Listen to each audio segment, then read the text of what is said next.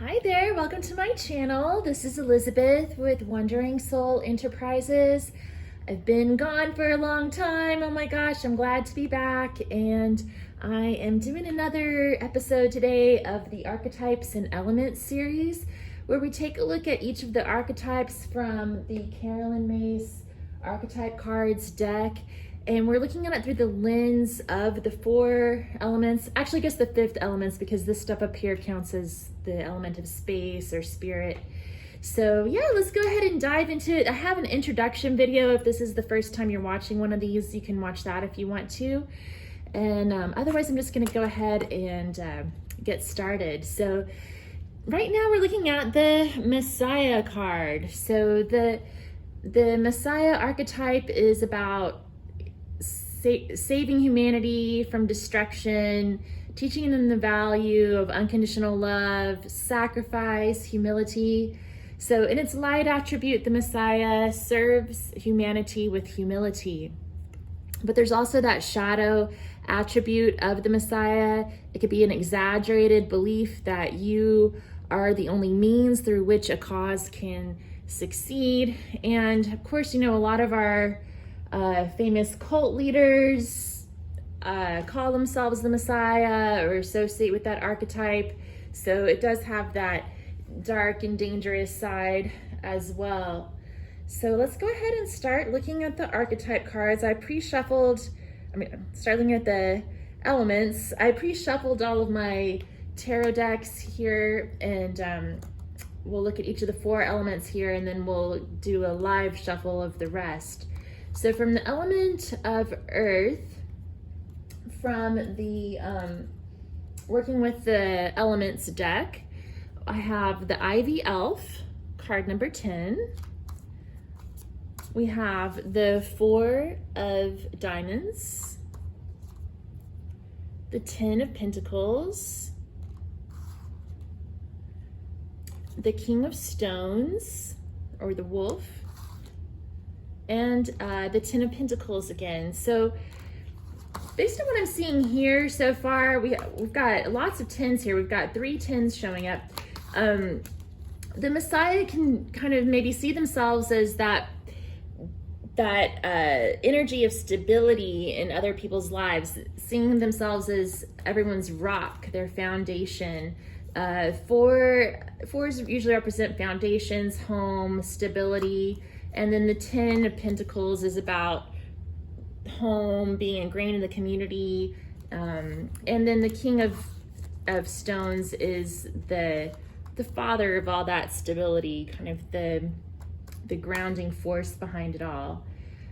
And Ivy Elf is also 10 of Earth. But let's look at what the Ivy Elf says. It's been a minute since I used these elements cards.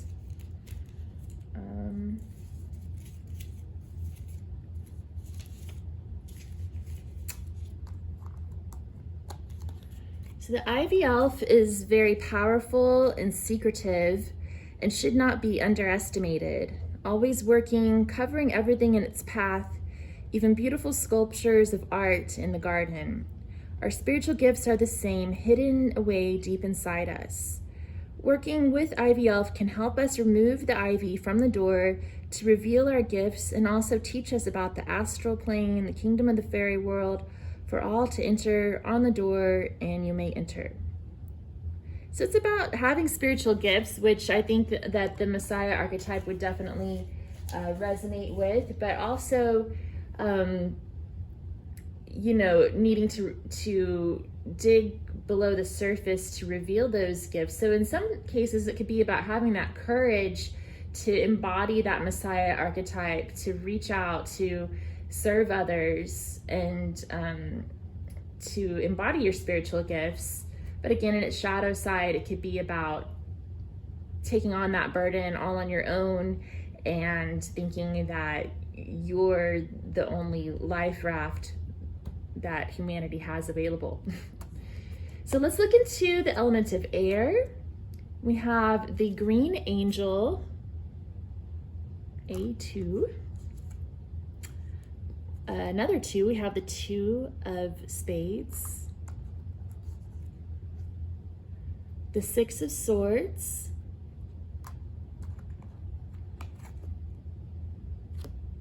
the Two of Arrows, Injustice, another Two of Swords, and the Eight of Swords. Yeah, so the two came out 3 times. And so Two of Arrows is often about standstill, silence. It can be about calmness and decision making.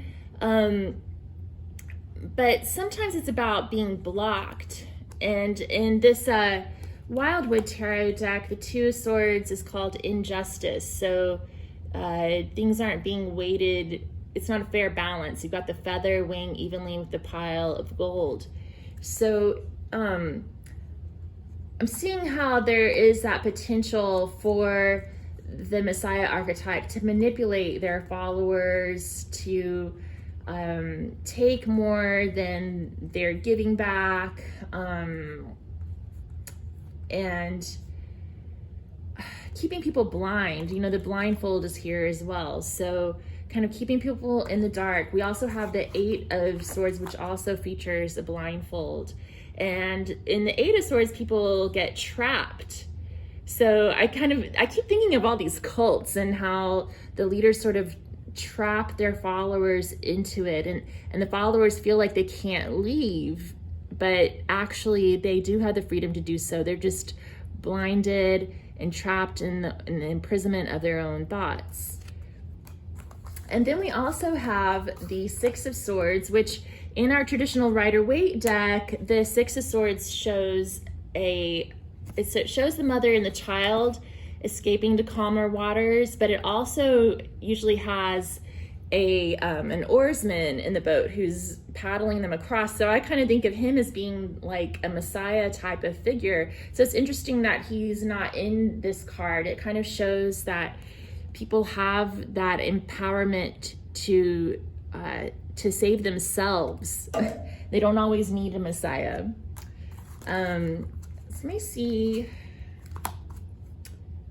what the Green Angel says.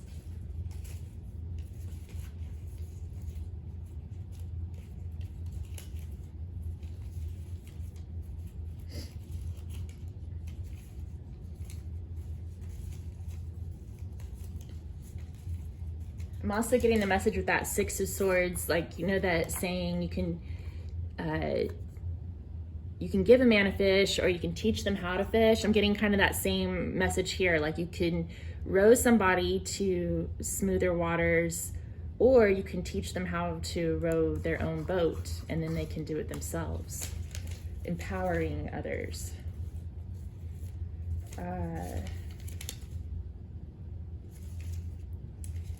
Okay. So the Green Angel is the angel of growth and balance. You can find the angel in God's garden, the garden within us all. When you link with the Green Angel, she can help you find peace and understanding, the understanding of the positive and negative emotions that are fighting each other.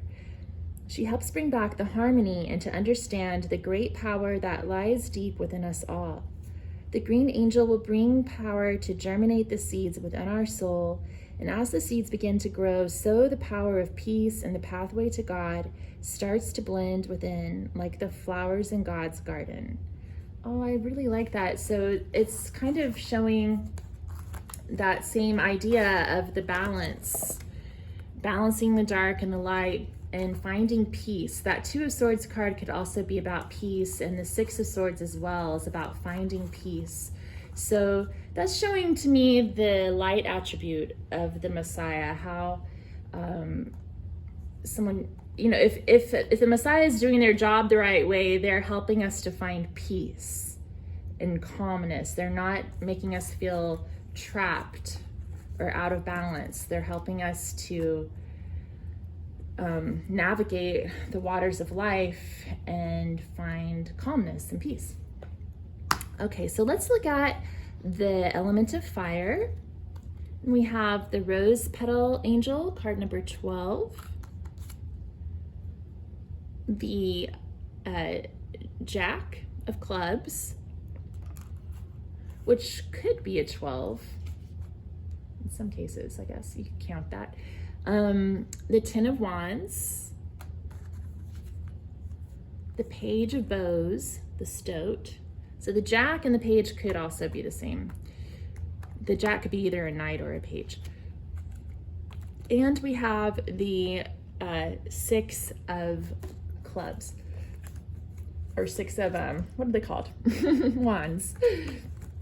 They're all the same thing. They just have different, they're all the elements of fire. They just have some slightly different names. So the vibe I'm getting from these cards is about pride, especially with that Six of Swords, Six of Wands. I always think about success, victory, all of that good stuff, being a public speaker. So those are all kind of the light attributes of the Messiah. They get a lot of attention, and they get people on board with their mission. But the downside of the Six of Wands is that pride, that hubris. So without humility, the Messiah is not operating in their light attribute. And the same thing with the Ten of Wands. It's about taking on the right amount of burden without taking responsibility for other people, letting other people be responsible for their own salvation, and also taking responsibility for yourself and not burdening the community by a lot of these gurus and Messiah type of cult leader people end up forcing the followers to take up the burden for their lavish lifestyle. So that I can see the shadow aspect there as well. But it's also about being humble and serving people, which is another one of the light attributes of the Ten of Wands. Not being afraid to get your hands dirty and get in there to help people. And then with the Page of Bows and the Jack of Clubs, I just think of this as that impetuous, fiery, action-oriented energy, which I guess you would need to be able to lead a big group of people that way and to inspire them. So that's the good thing about it. But also, these two energies can be a little immature at times and have that tendency towards pride and ego, which could be the dangerous aspect here. So let's read a little bit about the Rose Petal Angel.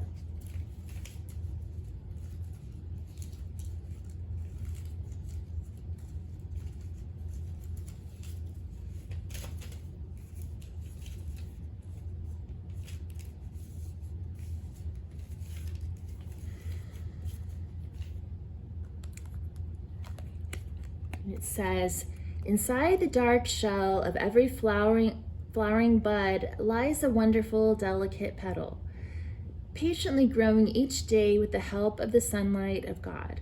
When the time is right, the bud will open to allow the petals to burst open, like the facets of a diamond in their full color and fragrance. It is the same light that is around us all the time. Go into the stillness and, like the bud, absorb the light of God. You will find, doing so, your aura, like the petals, will expand to the angel kingdom. The power of God is around us like the rays of the sun. Oh, that's pretty. Yeah, so to me, that's that positive energy of inspiring other people to see the light of God, to better themselves, to live a calmer life. It's that inspirational aspect. But it's also about patience and not being egotistical and impetuous. So from the element of water, we have Mermaid's Dream, card number 12. We have the Nine of Hearts.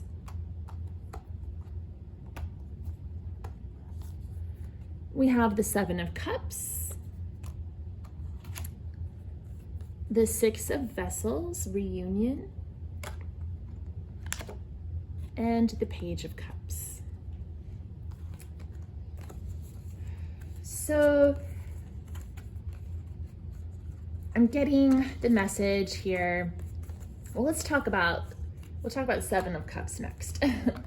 But with the Page of Cups, the Six of Vessels, and the Nine of Hearts, I'm feeling the vibe of forgiveness, unconditional love, and peace and contentment. So Page of Cups is about offering unconditional love,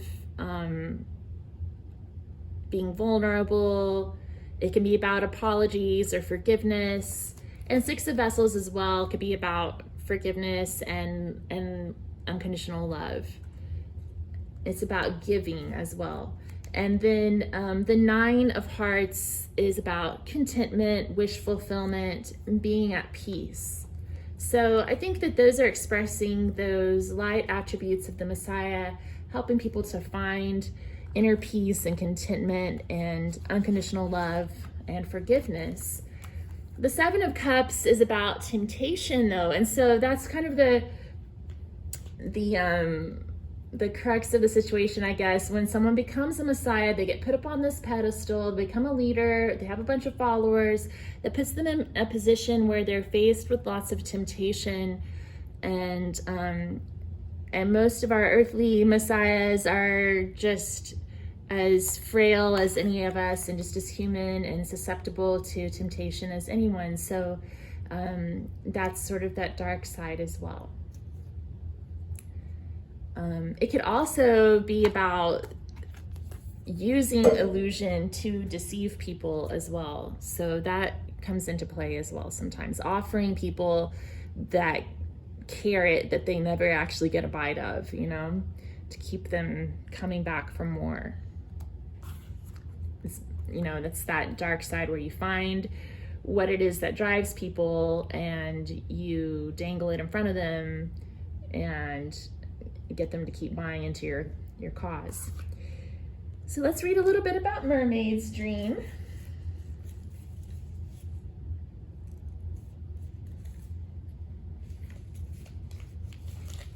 Oh, this is actually card 13. I thought it was a 12.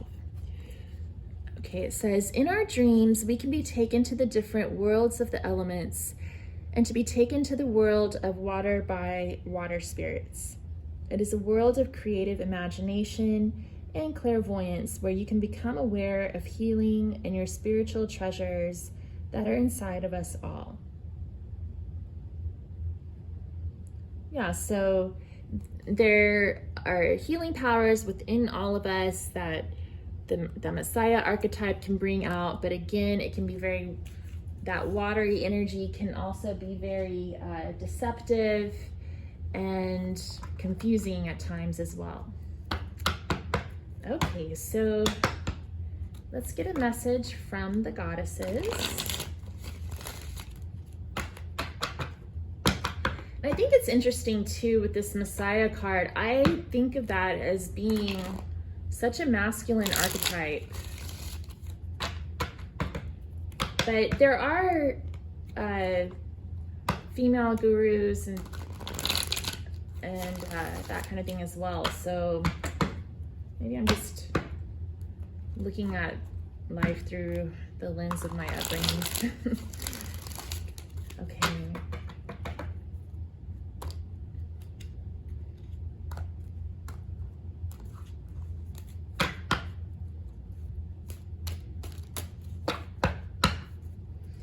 And a lot of times that masculine Messiah will have like a female second in command. I'm thinking about, I keep watching all these documentaries about cults and stuff, and a lot of them kind of work that way. Okay, let me see here. We've got Queen of the Moon, celebrate your femininity with pride. Okay. Well, that's nice.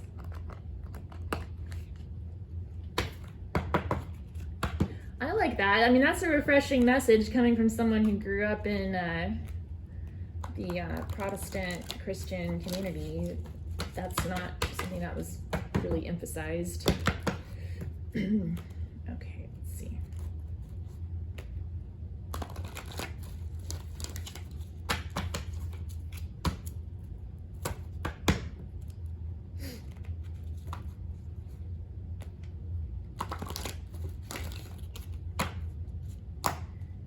And from the gods and titans,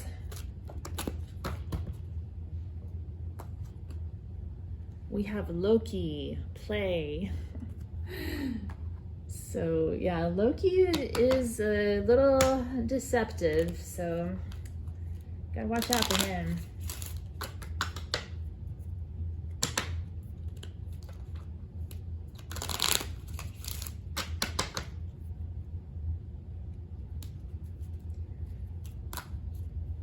So from the major arcana, in the everyday tarot, we have the Fool and the Chariot.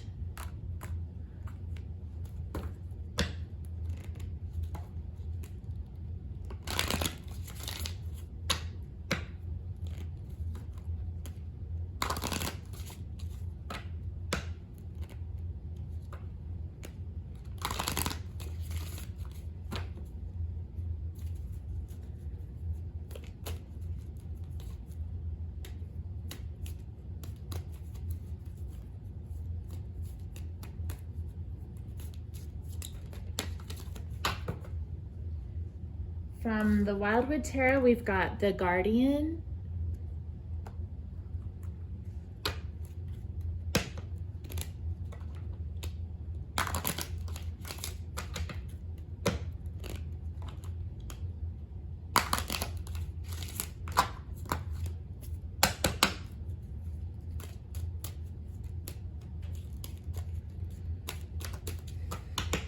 and from the Rider Waite, we have Justice. Again, that card about bringing things into balance. So yeah, it's important to have a good balance between what is your responsibility and what other people's responsibilities are.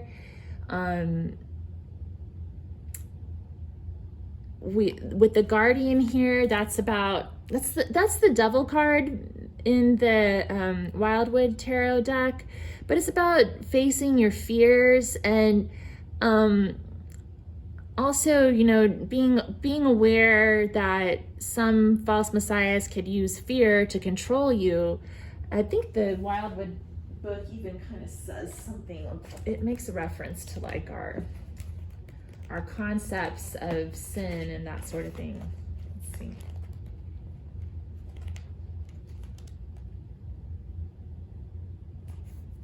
Yeah, here we go. I'm going to read from the book for the Wildwood Tarot.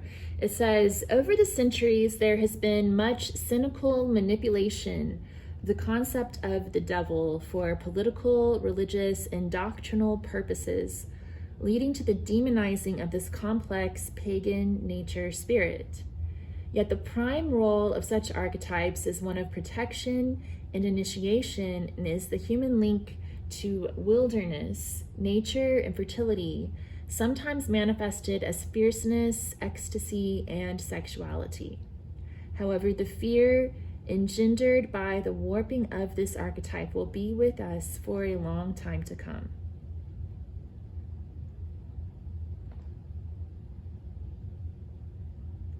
As we have evolved our understanding of the unknown, we have learned that no diabolical or supernatural force in the universe is as frightening as the human imagination. Oh yeah. So I think that's a really important concept here, is this whole idea that we need saving, that we need someone else to save us from this diabolical dark force, you know, because it's our imagination that's creating that fear and that darkness. Yeah, there's danger in this world, but being afraid of it is kind of pointless. It's like when you're faced with a dangerous situation, you take action. And that kind of brings me to the Chariot. The Chariot's about taking action, moving forward, feeling the fear and doing it anyway, and balancing, again, the dark and the light. Realizing that those two things don't exist without each other.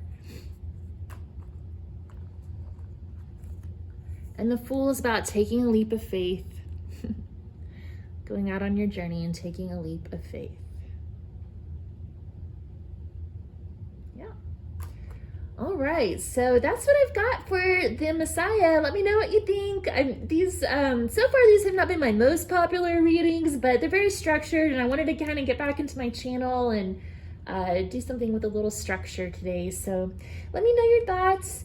I appreciate you being here and hope to see you again soon. Bye-bye.